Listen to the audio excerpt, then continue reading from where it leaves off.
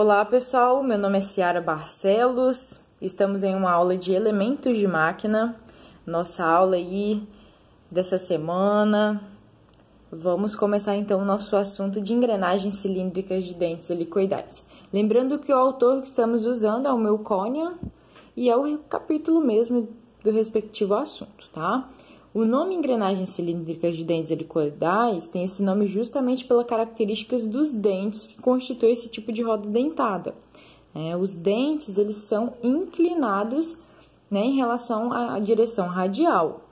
Perdão, em relação à direção axial, Então, a abreviação que é utilizada em engrenagens cilíndricas de dentes helicoidais, tá? Os dentes, eles não estão somente ali na direção axial, eles estão inclinados. Mas por quê, Qual que é o ganho se utilizar uma engrenagem helicoidal em comparação a uma engrenagem que só tem dentes retos, Uma das vantagens e uma das principais é justamente a redução no espaço axial, Você ganha esse espaço, lembrando que a direção axial é essa daqui. Direção axial, ok? E a gente tem uma redução de ruídos muito grande, porque o engrenamento dos dentes, ele passa a ser gradual.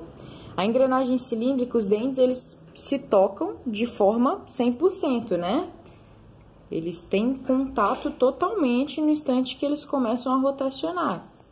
Agora, já a engrenagem helicoidal, não. A engrenagem helicoidal, se a gente observar, ela tem a disposição dos dentes de tal forma que o engrenamento, ele é parcial. Então, um pouco disso daqui vai engrenar com outro, pouco desse daqui, e o processo de contato é gradual. Então, o ruído também, comparando com a engrenagem cilíndrica, de dentes retos, apresenta justamente essa vantagem aí para nós, tá bom? Aqui nós temos um tipo de engrenagem simples, Lembrando que aqui a característica é a largura, aqui é o diâmetro, tá? E aqui são os dentes, eles são contrários justamente para permitir o engrenamento. E a gente, se caso for necessário ir para o sistema anular ou quase anular a força na direção axial, o que pode ser utilizado? Pode ser utilizado um sistema duplo de engrenagens, Então, a gente faz um sistema duplo de engrenagens aqui, que vão engrenar justamente nessas rodas inferiores aqui. Por quê? Porque cada uma delas... Opa, aqui eu desenhei pro lado errado, tá, pessoal?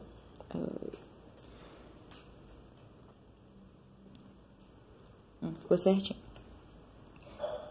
Cada uma delas vão tender a anular o esforço nessa direção axial aqui. Então, aqui é gerado uma tensão na direção axial.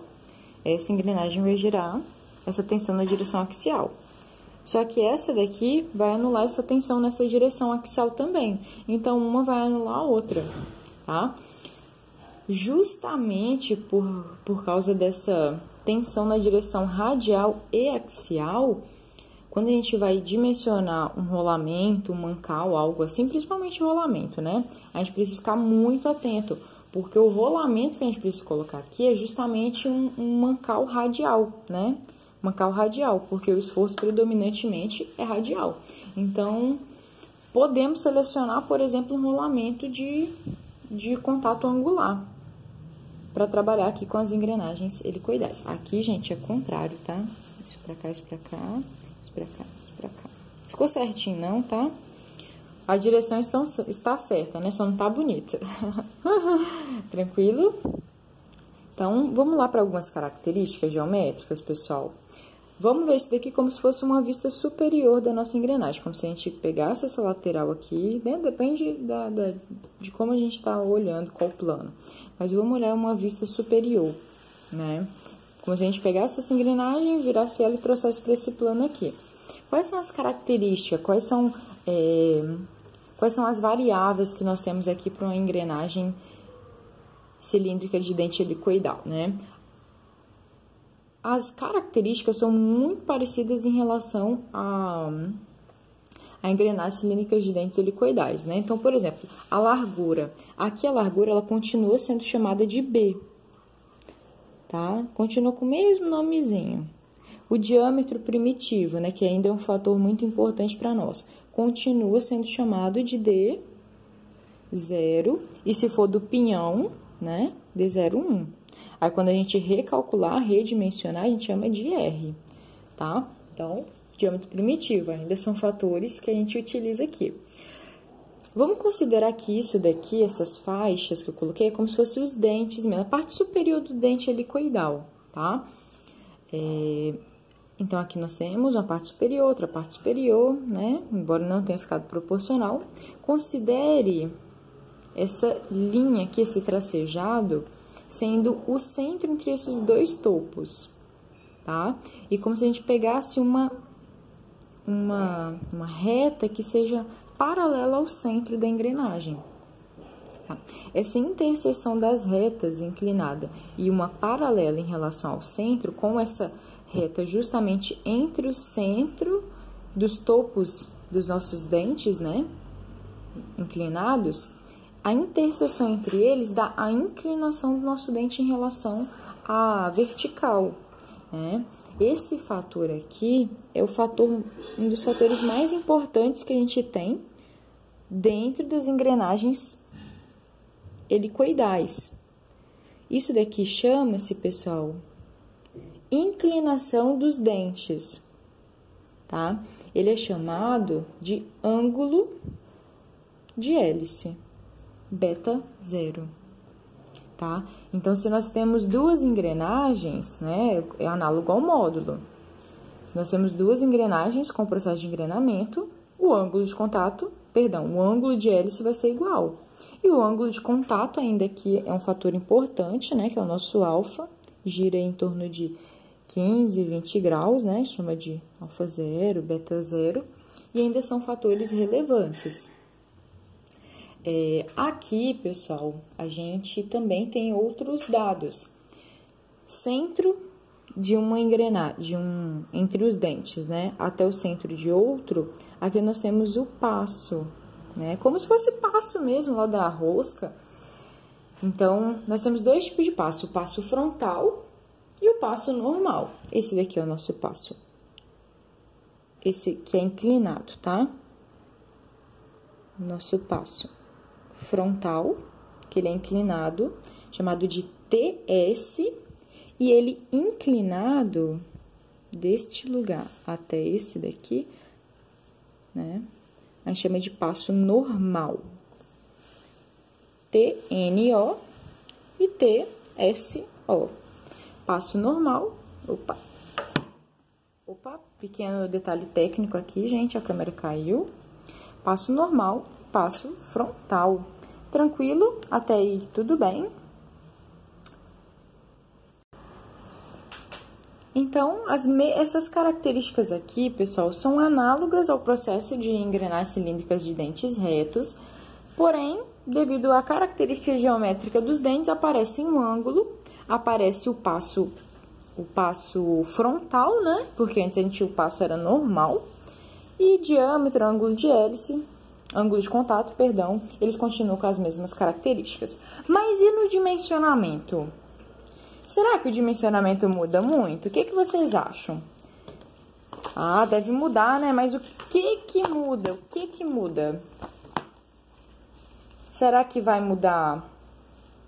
Será que vai mudar quais características? Vamos só fazer uma reta aqui. Você acha que vai mudar o quê? Se nós temos um ângulo de contato, obviamente a gente precisa... Ângulo de contato não, ângulo de hélice. A gente precisa fazer a consideração desse ângulo, né? Normalmente esse ângulo ele gira em torno de 20 graus também. Então, é um fator que a gente já precisa ter conhecimento, a gente já precisa saber. Então, fica um exercício aí para casa, para vocês pesquisarem qual que é a interferência do ângulo de hélice no processo construtivo de engrenagens helicoidais, ok? Anotem aí e pesquisem, né? Quanto maior esse ângulo, quanto menor esse ângulo, o que acontece? Tá bom? Quanto menor esse ângulo, obviamente, mais reto vai tender a ser a engrenagem. Mas o processo de dimensionamento? Vamos lá ver o que que é?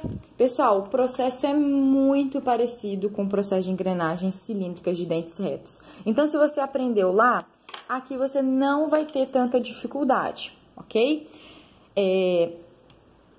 A diferença é que a gente precisa fazer a consideração dos ângulos. Mas, em relação a calcular o volume, quais são os passos lá na engrenagem dente helicoidal, né? Vamos pegar o nosso rascunho aqui para revisar? Ó, lá na engrenagem cilíndrica, a gente fazia o quê? A gente calculava o volume. Opa, a gente calculava o volume. Não é? Volume. Todos os fatores a gente ia calculava o volume. Volume mínimo ali da engrenagem. Então, o volume nos fornecia o quê? Fornecia B0, né? B1, por exemplo, que a gente tá chamando de B1. E D01, não é? E aí, a gente ia para o processo de calcular o quê? O módulo. O módulo. Por quê? Porque módulo a gente sabe que tem uma relação com o processo do diâmetro primitivo. Né? Qual que é a relação de um com o outro? Qual que é a relação? Módulo, ele vai ser diâmetro primitivo dividido por número de dentes. Aqui, módulo normal, né? Opa, deixa eu puxar pra cá. Depois disso daqui, o que a gente fazia? Né? A gente sabia uma relação lá do começo entre base e diâmetro primitivo, tinha que dar um determinado valor. Por exemplo, 0,25. E aí, através dessa relação aqui,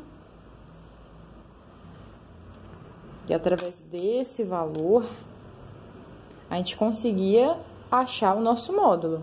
Só que a gente precisava padronizar pela tabela lá da página 99 e 100. Porque os módulos, eles não têm quaisquer valores. Eles têm tabela em valores padronizados pela norma, né? Então, a gente precisava obter esse valor, padronizar, voltar e recalcular o nosso diâmetro. Recalcular o nosso diâmetro, não é isso? Então, tudo certo. Calculamos o diâmetro primitivo, o módulo, depois a gente fazia o quê? Calculava a resistência ao pé do dente. Tensão à flexão. Ou tensão admissível. Admissível não, né? Ao pé do dente. Vou botar só o pé aqui. Ao pé do dente. Aí a gente fazia a análise, né? A gente não sabia quanto dava, mas a gente sabia que a tensão no pé do dente, ela tem que ser menor ou igual que a nossa tensão admissível, que é dada por uma tabela, que é dada justamente pela... Isso daqui, gente, lembrando, nós estamos tirando de uma tabela, né? Porém, o que acontece? Isso daqui, na verdade, é dado pela tensão máxima do material. Como assim pela tensão máxima, né? Como que a gente sai da tensão admissível e chega na tensão máxima? Através do fator de segurança. Fator de segurança. Então, a nossa tensão admissível, ela vai ser o quê? A nossa tensão máxima dividido por um fator de segurança. Então, quando você estiver lá trabalhando, é justamente isso daqui. Hoje, a gente pega esse valor já pronto, na tabela, né? Então, quando você estiver trabalhando, normalmente, você precisa supor, pegar em norma e utilizar um fator de segurança através da tensão máxima de resistência, lá no gráfico tensão deformação, né? Pelo ensaio de tração, para você chegar à tensão admissível, tá? E aí, a gente fazia essa comparação. Se isso daqui não fosse verdade, a gente fazia o quê? Recalculava para achar um novo valor de B1. E morreu Maria. Tranquilo? O processo é o mesmo de verdade, tá? Vamos ver, então, qual que é o processo. Vamos lá. Então, o primeiro fato, se eu falei que é igual, e você lembra aí, é calcular o volume. Tá? Então, vamos calcular o volume. Volume mínimo.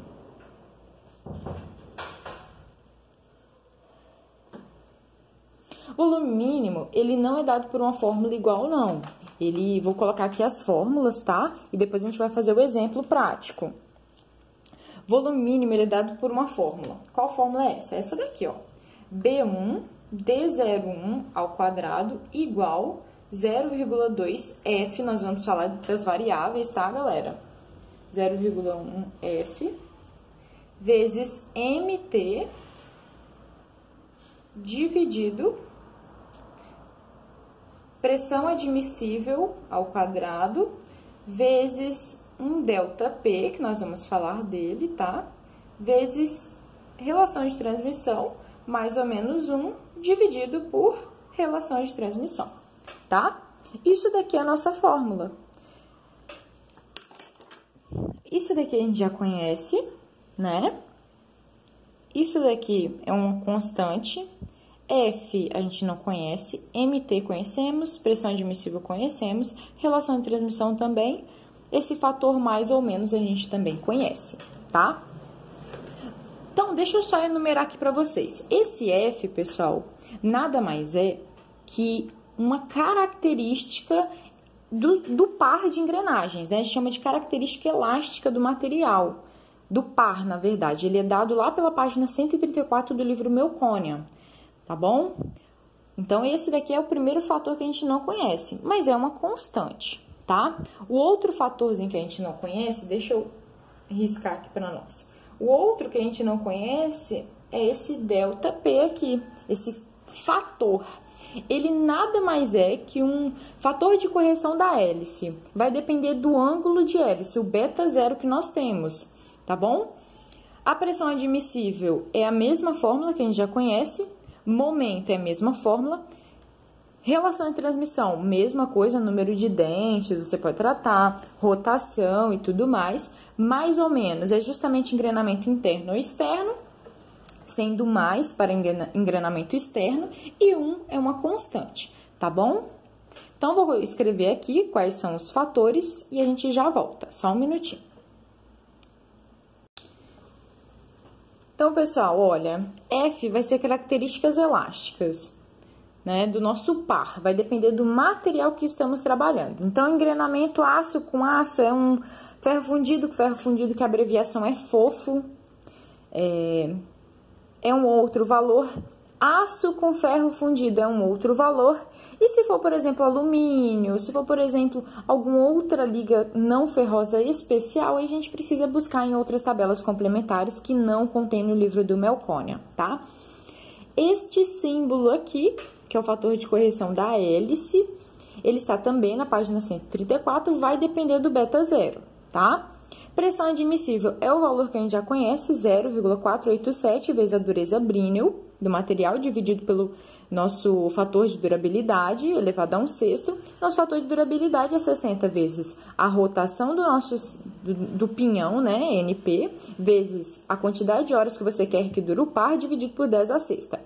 Momento, 30.000 vezes P, dividido por N vezes Π. Por que é 30.000? Porque eu quero que este resultado aqui saia em newtons milímetros, tá? Por quê? Que eu quero que saia em newtons milímetros para facilitar o nosso cálculo. Porém, pessoal, se você não quiser deixar que o seu resultado saia em metros, aí não tem problema algum. É porque diâmetro, todos os demais dados, a gente trabalha com milímetro, então a gente padroniza dessa forma. Relação de transmissão dado pelo número de dentes, né, o número maior dividido pelo número menor, ou rotação maior dividido pela rotação menor, e tantos outros fatores que dá para a gente conseguir a relação de transmissão no nosso conjunto, tá? Beleza? Então, esse é o fator de como a gente calcula o volume mínimo do nosso conjunto, tá? Então, calculamos o nosso volume, o conjunto, né, o volume mínimo. Lembra que a gente chamava isso daqui de equação 1 ou equação 2? Então, isso daqui é a nossa equação 1. E lá no começo, obviamente, a gente vai precisar de uma equação número 2, como, por exemplo, a relação entre B1 dividido por D01, sendo, por exemplo, 0,5, um exemplo, tá? E aí a gente consegue achar o diâmetro primitivo. Sugiro a gente não calcular a base agora, né? Nesse ponto, Porque a base ela vai ser recalculada depois. Então, calculo o diâmetro primitivo, encontro os módulos, porque aqui nós temos 2 módulos, não vai ser um módulo só, tá? Aí, obtém os módulos, recalcula o diâmetro e depois recalcula a base. A gente vai fazer o exemplo, vai dar pra ver tranquilo isso daí. Então, com isso daqui, a gente já calcula o diâmetro primitivo pra quê? Pra gente chegar nos módulos, né? No módulo. Vamos escrever aqui? Aqui, pessoal, nós temos o módulo frontal, tá? E o módulo normal. O módulo normal, gente, é o módulo que nós já conhecemos, é a ferramenta, tá? Porém, o módulo frontal, ele é um dado geométrico. Como assim, né? Essa formulinha aqui, ó, vou escrever aqui, cálculo do módulo.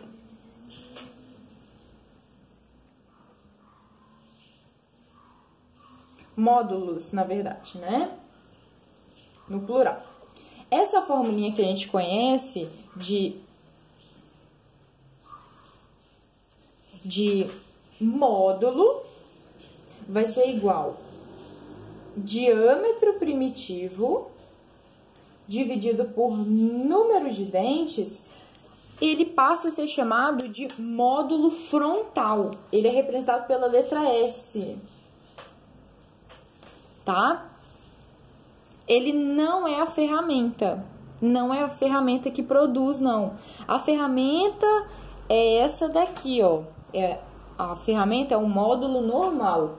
Módulo normal, ele vai ser o nosso módulo frontal vezes cosseno do ângulo, tá? Isso daqui é módulo normal. E aqui é módulo frontal, tá? Isso daqui a gente padroniza por aquela tabela da página 99 e 100. Esse daqui não, esse daqui fica o valor que tá, beleza? Um depende do outro, tá? Então, é dessa forma que a gente consegue calcular. Então, a gente vem, obtém MS, né? Obtém MN, módulo normal. Só que esse fator aqui, ele vai ser padronizado, né? Sendo padronizado, o que a gente faz? A gente recalcula o módulo. A gente precisa recalcular o nosso módulo normal, tá bom? Recalculando o módulo normal, como que a gente pode recalcular o nosso módulo normal? A gente recalcula justamente por uma fórmula, né? E a gente vai ver o exercíciozinho e a gente já volta aqui. Obtendo, então, o módulo frontal, obtendo, então, o módulo normal, a gente consegue ir para tensão e para flexão ao pé do dente. Que aqui é o 2, né? Então, a gente vai para a fase 3. Gente, desculpa não tá dando para ver enquanto eu escrevo, mas é só eu tirar a mão que vocês vão ver, tá? Rapidinho eu escrevo. Então, o que é tensão, flexão ao pé do dente? Aqui, pessoal, então, a nossa tensão de flexão ao pé do dente vai ser FT, força tangencial, que a gente já calcula, que é dado pelo momento, 2 vezes o momento dividido pelo diâmetro primitivo, que é um fator de forma, que depende do número de dentes, só que ele é um pouquinho diferente de engrenagens cilíndricas, de dentes retos. B é a largura, módulo normal, que a gente calculou. E depende do fator de forma, na tabela AGMA. E um fator de correção aqui. Vamos ver o que é cada um deles? Força tangencial, a gente já sabe. FT é igual a quanto? Vai pensando aí, MT dividido por diâmetro primitivo recalculado, né? Quem que é o quê? Pessoal, vou escrever aqui para facilitar, tá? Só botar um ponto e vírgula. Que é um fator de forma que vai depender, sim, do número de dentes. Lembra que o que a gente achava por Z1? Aqui, na verdade, não vai ser o Z1 do número de dentes do pinhão, e sim um Z imaginário, ou Z equivalente, tá? Quem é esse Z equivalente? Esse Z equivalente é Z1 dividido por cosseno do ângulo de hélice elevado a 3. Beleza? E aí a gente vai achar um número, a gente vai aproximar esse valor, né? Então, por exemplo, se der 35,2, vai ser 35, a gente precisa aproximar, tá? E aí a gente vai lá na tabela, na página 102, e acha o valor interpolando.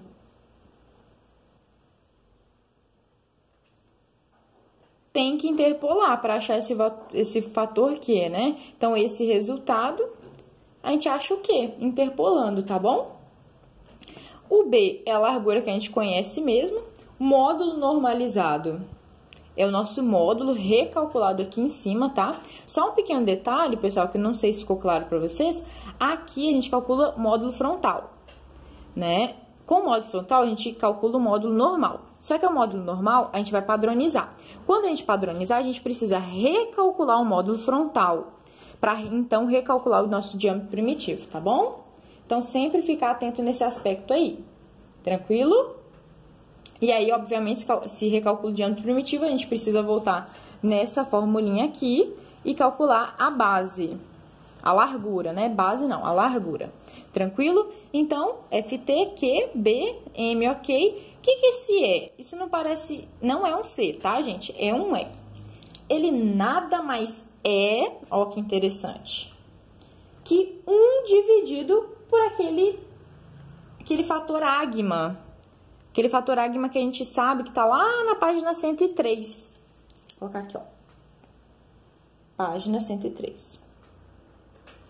Então, por exemplo, você está trabalhando com um eixo de transmissão carga uniforme, carga pesada, 10 horas por dia, 24 horas por dia, né? São médias. Você vai pegar 1 dividido por esse fator, que vai dar, então, seu fator é para jogar aqui. Beleza? Então, tranquilo, né? Não tem muito segredo, não. E, por fim, né? Não menos importante, é um outro fator de correção que nós temos aí. Ele chama-se fator de correção de hélice. É QR, né? Também, né? E aí, a gente depende aí do beta zero. Depende do beta zero. E aí, a gente coloca aqui. Porém, ele tá lá na página... Tá na página 134 também. E aí, então, pessoal, o nosso fator de correção de hélice vai estar lá na tabela da página 134. Vai depender do nosso ângulo beta zero também. Tranquilo?